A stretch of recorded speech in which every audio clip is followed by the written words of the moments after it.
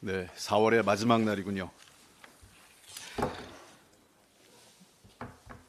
공수처가 해병대원 순직 사건 수사 외압 의혹의 핵심 피의자 중 한 명인 유재은 국방부 법무관리관을 두 차례 소환해 조사하는 등 수사가 본격화되고 있습니다.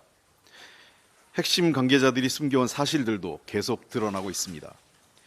유재은 관리관이 경찰에 이첩된 수사기록 회수 과정에 국방부 수뇌부 개입이 없었다고 지난해 9월 국회에서 답변을 했던 것과는 달리 직접 경찰과 협의를 했다는 증언이 나와 위증 문제까지 불거졌습니다. 또한 김계한 해병대 사령관은 수사기록 회수 과정에서 이종섭 전 국방부 장관 및 당시 국방부 군사보좌관과의 통화 기록을 삭제하는 등 증거인멸을 했다는 정황도 드러났습니다. 특히 그동안 수색 지시를 내린 적 없다고 발뺌해온 임성근 전 해병대 1사단장이 실종자 수색, 물가 위주 수색을 강조하는 호우 피해 복구 작전을 지시한 것으로 나타났습니다. 이는 직접적 책임이 있는 지시를 내린 것인가 동시에 당시 육군으로 작전 통제권이 넘어간 상황에서 권한도 없는 명령을 내린 것입니다. 아무리 권력이 압력을 놓고 방해를 해도 진실의 조각이 계속 드러나는 것을 막을 수는 없습니다. 이런 상황에서 국회법을 어기면서까지 직무를 유기하고 특검법을 반대하는 것은 또 하나의 수사 방해이자 진실을 은폐하는 것입니다. 정부 여당이 더 이상 진실을 외면하지 않았으면 좋겠습니다. 아울러 특검법뿐만 아니라 전세사기 특별법 등 시급한 민생 법안들이 국회 통과를 기다리고 있고 고금리, 고물가, 고환율에 대한 대책도 시급히 마련해야 합니다. 국회법의 규정대로 국민의 명령대로 정부 야당이 책임 있는 자세로 5월 임시에 적극 협조해 줄 것을 부탁드립니다. 5월 2일 본회의는 반드시 열어야 합니다.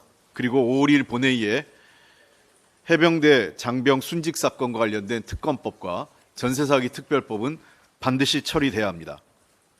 이것을 처리하지 않으면 21대 국회는 정말 국민들에게 면목이 없게 될 겁니다. 5월 2일 국회 반드시 열게 만들 겁니다. 오늘 오전 발표된 3월 산업활동 동향에 따르면 전산업 생산이 2.1% 감소했습니다. 49개월 만에 최대 하락폭입니다.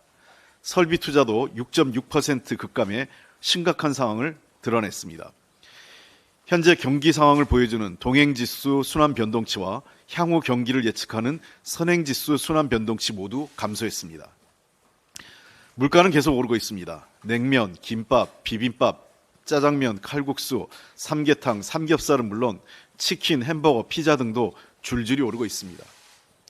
이렇게 사 먹는 것뿐만 아니라 만들어 먹는 것도 부담스럽습니다.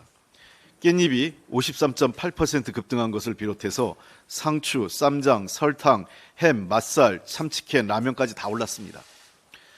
김밥 한 줄 만들어 먹고 캠핑하러 가기도 겁나는 정말 서글픈 가정의 달이 되고 있습니다. 6월부터 각종 과자값도 10% 넘는 인상이 예고되어 있는 등 정부가 제대로 된 대책 없이 관치경제 시대 빵서기관, 라면 사무관을 동원해 기업 팔비튀기로 버텨온 대가를 혹독하게 치르고 있는 것입니다. 가게 사정이 어려짐에 따라 자영업자와 기업 상황도 연달아 악화되고 있습니다. 지난해 17만 개가 넘는 외식업체가 문을 닫았습니다. 이는 코로나19가 가장 심각했던 2020년보다도 82.6%나 급등한 수치입니다. 이로 인해 자영업자가 주로 임대하는 집합상가의 공실률은 10%를 넘겼고 중대형 및 소규모 상가의 공실률도 상승하고 있습니다. 상권이 축소되는 것은 물론 빈 상가가 늘어나 거리마저 황폐해지고 있습니다. 올 1분기 전국 공장 경매 건수는 709건으로 1년 전보다 43.2% 늘어났습니다. 제조업의 위기 상황을 드러내고 있는 것입니다.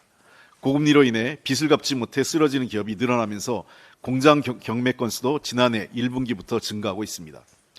이렇게 매물로 나오는 공장이 크게 증가하고 있음에도 침체되고 있는 경제 상황으로 낙찰률은 30% 수준에 불과하고 낙찰 가율도 더 떨어지고 있습니다. 감정가 대비 한 70%대에 머무르고 있습니다. 가계 기업의 상황 악화가 국가 재정 부실로까지 이어지는 악순환의 고리가 만들어지고 있어 보다 적극적인 정부의 대책이 필요합니다. 현재 어려움을 극복함과 동시에 첨단 산업 등으로의 산업구조 전환과 공급망 재평 등에 능동적으로 대처해 미래 성장 동력을 살려야 하는 중요한 시기입니다. 세계 각국이 모두 사활을 걸고 모든 역량을 쏟아붓고 있는데 우리 정부의 대응은 미흡합니다.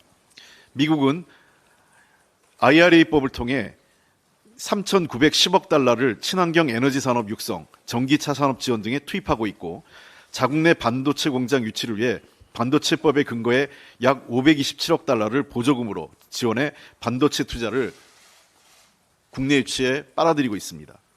EU는 430억 유로 규모의 반도체 보조금 지급 계획을 담은 반도체법에 이어 최근 유럽판 IRA로 불리는 탄소 중립 산업법을 통과시켜 태양광, 배터리 산업 등에 대한 보조금 규제 완화로 유럽에 대한 투자를 유도하고 있습니다. 일본 또한 반도체 공장 투자 비용을 최대 50%까지 지원하는 등 첨단 산업 유치에 힘쓰고 있습니다.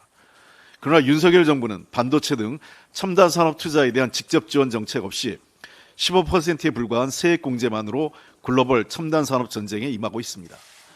이미 많이 늦은 시점인 현재 반도체와 배터리 산업에 대한 보조금을 적극 검토하는 수준에도 다다르지 못하고 있습니다. 정부가 매우 어려운 상황인 민생과 경제의 버팀목이 됨과 동시에 미래에서 낙오되지 않기 위한 국제적 경쟁에서 살아남기 위한 보다 적극적인 역할을 해야 하는 중요한 시기입니다. 아무런 정책 비전도 활용 가능한 재정수단도 상실하고 있는 윤석열 정부의 각성을 촉구합니다. 다시 한번 말씀드리겠지만 우선 재생에너지나 배터리 등 기후변화 대응 관련 산업, 그리고 두 번째 반도체, AI, 로봇, 항공우주, 바이오 등과 같이 미래 전략산업 이 두 분야에 대해서는 정부가 보조금을 주는 문제를 적극적으로 검토해야 됩니다. 이제 세계는 제조, 그다음에 미래 전략산업의 무한 경쟁 시대입니다.